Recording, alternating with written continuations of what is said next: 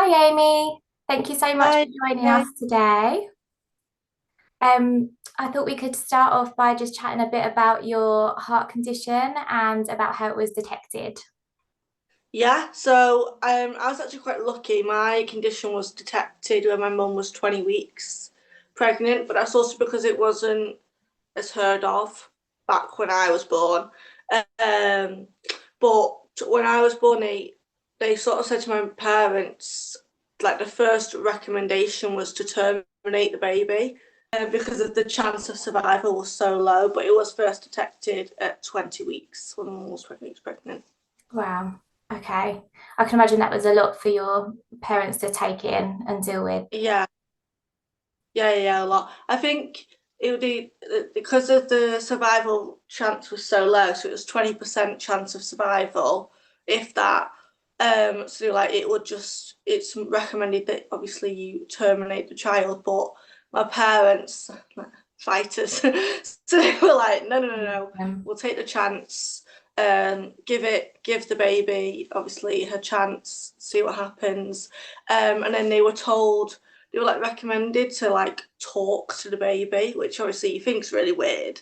But like the cardiologist and the team said it sounds really weird, but get a name before she's here, get a name and talk to her like all yeah. the time. So that's what they did. Oh, brilliant. What surgeries have you had to date? So I've had three lots of open heart surgery when I was a child. So before the age of 10, the first one was like a shunt. Hmm. The second one, I'm actually not sure what the technical name of that condition was, but the last one was a fontan. Yeah. Um, but they said what was really interesting, obviously, when I was born, I got put straight into a ventilator, and then my first surgery was at 5 days old.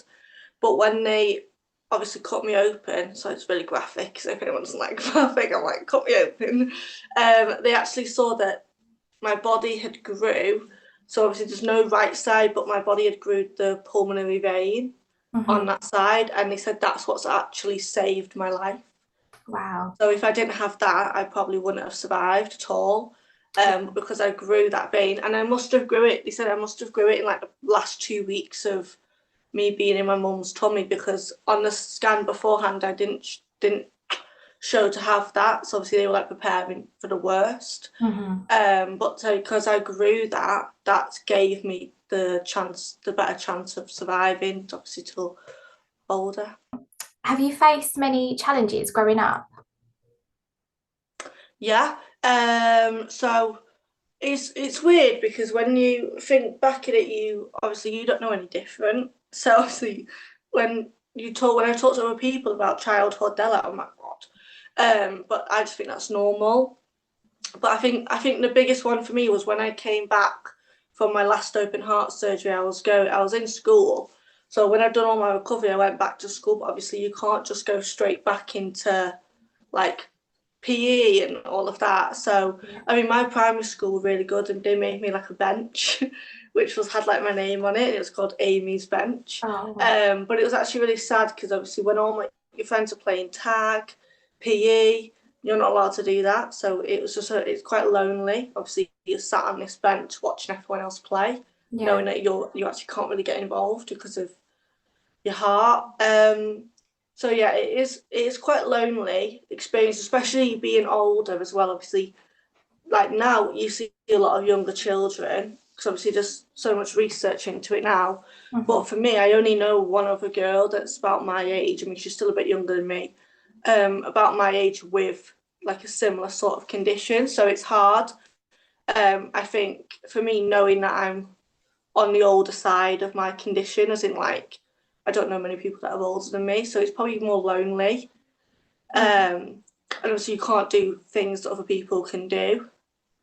But I mean, apart from that, you don't really know any different. So you've just got to sort of look at your life and make the best out of what you've got, if that makes sense. Yeah, yeah, that's totally understandable. So would you have like any advice for like family and friends about how, they could support someone with your condition? Yeah, be there for them. I think find things that they can do. and really get on that. I mean, my parents did this really well, and I always say to any like parents that ask me, I'm like, find something that your child can do that's obviously safe for them to do, and really get them to do that. So for me, I was like a drama queen. I was really into like acting and stuff like that. So my parents, as soon as I like recovered and stuff, would get me into like drama clubs and so I could focus less on the fact that I couldn't do all of this like games and tag and play all of these like fun like sports with my friends, and I could focus on that. So I 100% that's like the main thing that I recommend is find something that your child loves to do that's safe, or your friend loves to do it that's safe, and get them to do that because it's like a distraction method. It really works. So yeah, and I think allow them to talk. Um, Obviously, like this is why it's so important for me as well. I mean, one of my goals is to like be able to talk to children that are in school that have got similar things, or children in hospital, and for them to ask me the questions that I had. So obviously the doctors and charities, I mean, it's incredible what they do, but it's like a personal experience that only we really know what's going on and what we're feeling.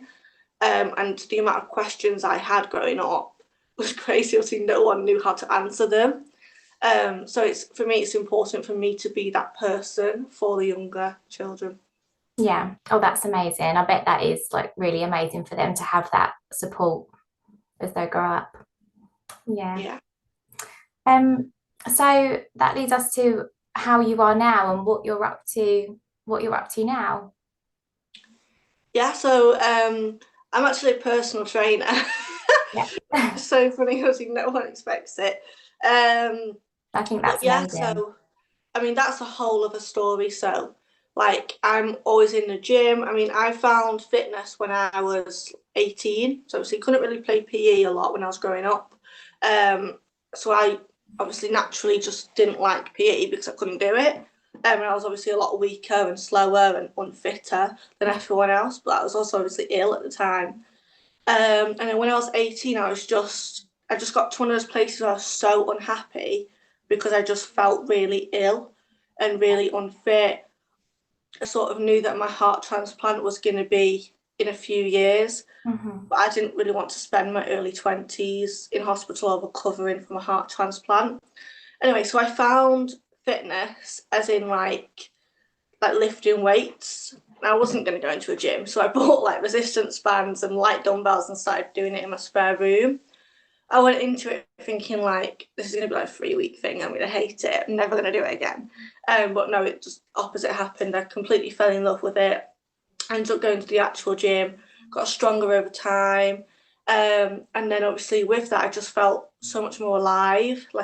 I like obviously gradually, it's 22 now, so it's 4 years later, but like gradually just feel stronger, healthier. And then I think like the physical results and the mental results were so good. And then about a year ago, I was in a cardiology appointment, obviously expecting for them to tell me when my heart transplant was going to be, thinking it's going to be in the next few years. Um, and they were like, your heart has done the opposite of what usually happens. Like it's actually got stronger Wow, and that's better. amazing. So they're like, you don't need a heart transplant until you're in your late 30s, early 40s. I mean, Mhm. bearing in mind when I was a child, on my last operation, like she won't live till 30. Like she won't Wow. live to 30 with that condition. And now hearing I'm gonna live past that just with my heart because of what I've done is Mhm. like crazy. So that's when I was like, I need to be a personal trainer. It's like a light bulb moment. I was like, Yeah. I have to help people. And it's like in recent hospital appointments, they were like, yeah, now they recommend exercise for people with your condition, like safe Mhm. exercise. So I was like, it's actually crazy because obviously when I started exercising, I was told by the cardiology team like, please be careful, like it's not recommended. And now it's like, no, it is recommended. So it's crazy how it's changed in Yeah. like the 4 years. Um, so yeah, so I go to a gym. I show all the men how to lift weights in Yeah. the gym, and obviously I coach people. And yeah, and then obviously recently this year started doing a lot more charity work and obviously getting involved with families.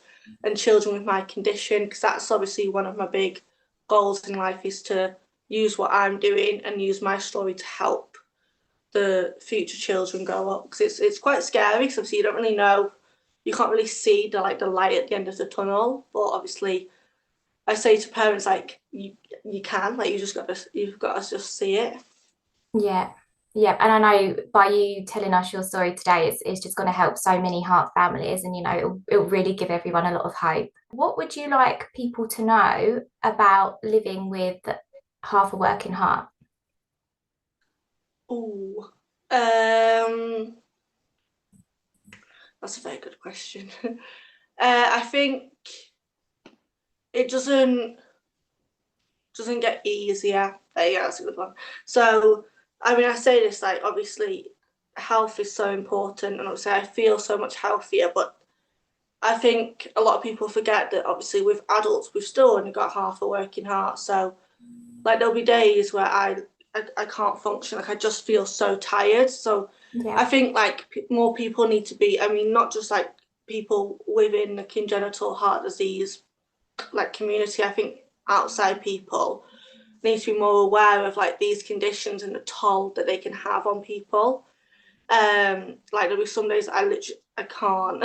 Like I'm just so tired. I have obviously you're more likely to have an off day than Yeah. someone else. So I think just knowing that that's very normal. So I think a lot of people put like a big pressure on themselves to always outperform. I mean, I know the girl that I know that's got the same condition as me. She has the opposite side. Um, I know that sometimes she puts pressure on herself, and I'm like, yeah, but you've got to remember that we've got half a working heart. It's very normal to have an off day. So yeah, I think just don't put too much pressure on yourself. You know, like you're strong, like your body is strong. It's crazy what the body can do. Yeah, don't put pressure on yourself.